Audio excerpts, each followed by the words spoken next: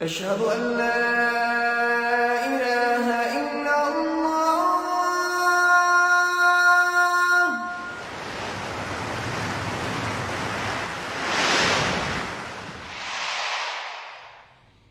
এই আয়াতের আরেকটা লক্ষণীয় বিষয় হলো আল্লাহ তাআলা এখানে ফি সুদুরহিম মারাদুন বলেননি, তিনি বলছেন ফি কুলুবিহিম মারাদুন। সুদূর এবং কুলুব অনেক বড় পার্থক্য রয়েছে। আমরা সবাই কম বেশি সূরা নাস জানি, আল্লাযী ওয়াসওয়িসু ফি সুদুরিন নাস। আমরা কিন্তু সেখানে কুলুবিন নাস বলি না। যদি কুলুবিন নাস বলা হতো তাহলে সূরা নাসের এই আয়াতের অর্থ হতো সে যে মানুষের হৃদয়ের মধ্যে কুমন্ত্রণা দেয়, কিন্তু সুদুরিন নাস বলার কারণে এইখানে অর্থ হয়ে যাচ্ছে যে মানুষের বুকের মধ্যে কুমন্ত্রণা দেয়।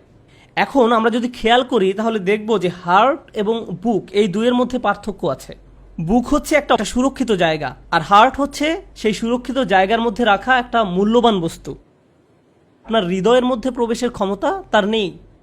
নিজের ক্ষমতা বলে সে আপনার বুকের ভিতরে প্রবেশ করতে পারে। পরিষ্কারভাবে বোঝার জন্য আপনার হৃদয়কে তুলনা করুন আপনার ঘরের সাথে। শয়তান আপনার সেই সীমানা প্রাচীরের ভিতরে প্রবেশ করতে পারে, কিন্তু যেই পর্যন্ত না আপনি তাকে ঘরের দরজা খুলে ভিতরে আসতে দিচ্ছেন ততক্ষণ সে আপনার ঘরের ভিতর ঢুকতে পারবে না। অর্থাৎ আপনার হৃদয়ের বাইরে শয়তান বসে আছে এবং আপনার হৃদয়ের বন্ধ দরজায় সে অবিরাম করাঘাত করে যাচ্ছে। সে অনবরত বলে যাচ্ছে, হেই দরজা খোলো, এখানে দারুণ কিছু একটা আছে।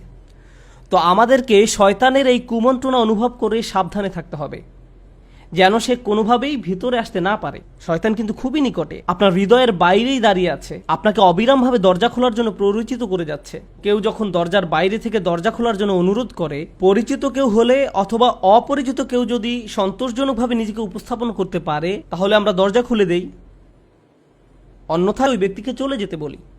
একইভাবে শয়তানের ধোঁকাবাজিতে পড়ে আমরা যদি দরজা খুলে দেই তাহলে কি হবে? শয়তান ভিতরে ঢুকে পড়বে, আর যখনই বাইরের কেউ আপনার মনের ঘরের ভিতরে ঢুকে পড়বে তখনই সে তার নিজের মতো করে আপনার ঘর সাজাতে শুরু করবে। আপনার কাছে কোনটা ভালো বা কোনটা খারাপ তার একটা নির্দিষ্ট ছক ছিল, কিন্তু যেই আপনার মনের ঘরে আপনি খারাপ কাউকে থাকতে দিবেন, কিছুদিন পরে সে আপনি দেখবেন যে সব উল্টাপাল্টা হয়ে গেছে। রান্নাঘর হয়ে গেছে বেডরুম, টয়লেট হয়ে গেছে গেস্ট রুম। আর আপনি যদি তখন জিজ্ঞেস করেন কি হচ্ছে এসব, তখন সে উত্তর দেবে আমার কাছে এরকমই ভালো লেগেছে। এখানে এইসব কথা বলার উদ্দেশ্য কি? উদ্দেশ্য হচ্ছে এটা বোঝানো যে আপনি যদি শয়তানকে আপনার হৃদয়ের ঘরে ঢুকতে দেন তাহলে যা কিছু সুন্দর ছিল তা নষ্ট হয়ে যাবে, আর যেসব খারাপ জিনিস, নিষিদ্ধ জিনিস ছিল তা সুন্দরে পরিণত হবে। এ কারণে আল্লাহ বলছেন ওয়াজাইয়ানা লাহুমুশ শাইতানু আমালাহুম।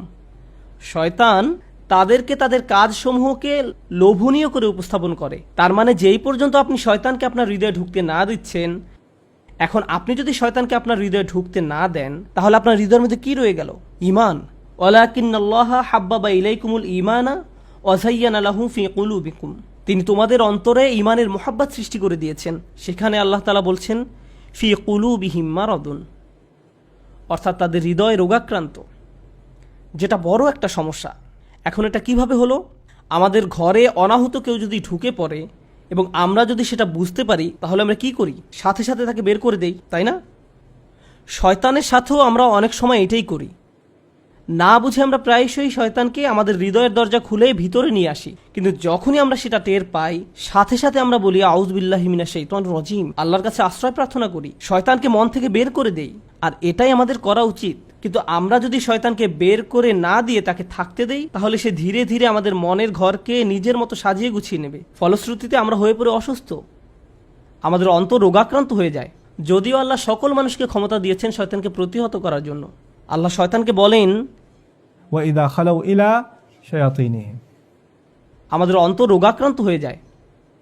আল্লাহ বলেন ইন্না ইবাদি লাইসা লাকা আলাইহিম সুলতান, অর্থাৎ যারা আমার বান্দা তাদের উপর তোমার কোনো ক্ষমতা নেই। আল্লাহ শয়তানকে বলছেন। তার মানে শয়তান আপনার অন্তরে জোর করে ঢুকতেও পারবে না এবং জোর করে থাকতেও পারবে না। যখনই বলবেন বের হয়ে যাও, শয়তান বের হয়ে যেতে বাধ্য।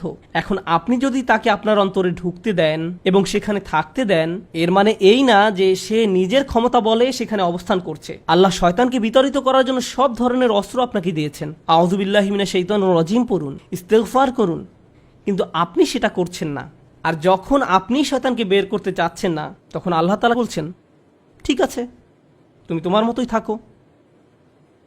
ফাযাদাহুমুল্লাহু মারাদা, আল্লাহ তাদের ব্যাধি আরো বাড়িয়ে দিয়েছেন। আপনি শয়তানের পথে চলতে চান, ঠিক আছে চলতে থাকুন, শয়তানের সব সাঙ্গপাঙ্গকে আপনার অন্তরে বাসা বাঁধতে দিন। ফলশ্রুতিতে তারা আপনার অন্তরকে এমনভাবে সাজাবে যে আপনি এমনকি রমজান মাসে যখন শয়তান বাঁধা অবস্থায় থাকে তখনও আপনি এমনভাবে চলবেন যেন মনে হবে শয়তানই আপনাকে চালাচ্ছে। মূলত শয়তান কিন্তু সেখানে নেই, কিন্তু সে এমনভাবে সব কিছু নিজের মতো করে সাজিয়ে রেখে গেছে যে আপনি নিজের অজান্তেই তার সেই দেখানো পথে চলছেন। শয়তানের কাজ আপনি নিজেই করছেন।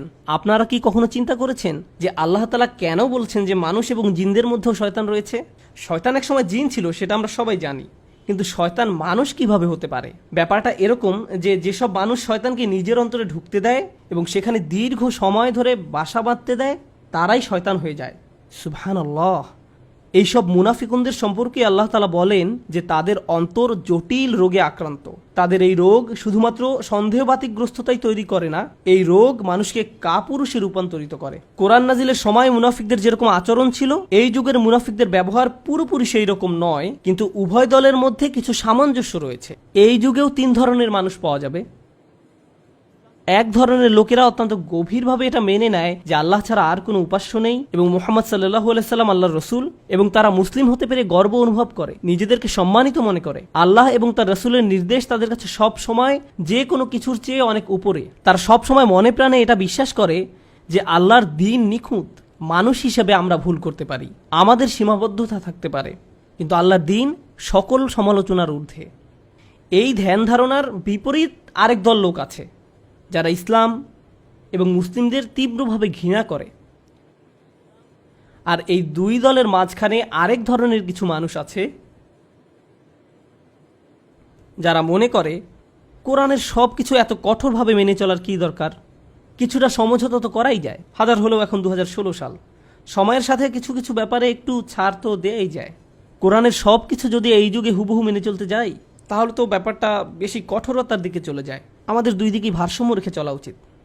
এই দলের মানুষেরা আর কিছুই নয়, এরা হচ্ছে মহানবী সাল্লাল্লাহু আলাইহি সাল্লামের আমলের সেই মুনাফিকদেরই আরেকটা রূপ। আমাদের দিন নাজিল হওয়ার সময় থেকেই ভারসাম্যপূর্ণ জীবন ব্যবস্থা, এটাকে নতুন করে ভারসাম্যপূর্ণ করার কিছু নেই।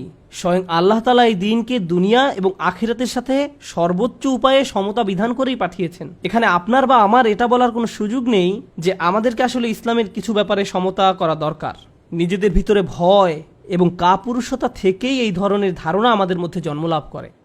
অন্যের সামনে নিজেকে হাস্যকর মনে হবে, অন্যেরা আমাকে নিয়ে কী ভাববে, সমাজে আমার অবস্থান কোথায় দাঁড়াবে, এইসব চিন্তাভাবনার কুপ্রভাব যে পড়ে আমাদের ইসলামের প্রতি বিশ্বাসের উপর। তাই আমরা যখন এইসব নিয়ে পড়ালেখা করব তখন আমাদেরকে আমাদের নিজেদের নিয়েও চিন্তা করতে হবে, ভেবে দেখতে হবে যে আমি আসলে কোন দলের মধ্যে পড়ি, ইসলাম নিয়ে আমার চিন্তাভাবনা ঠিক পথে আছে তো। أشهد أن لا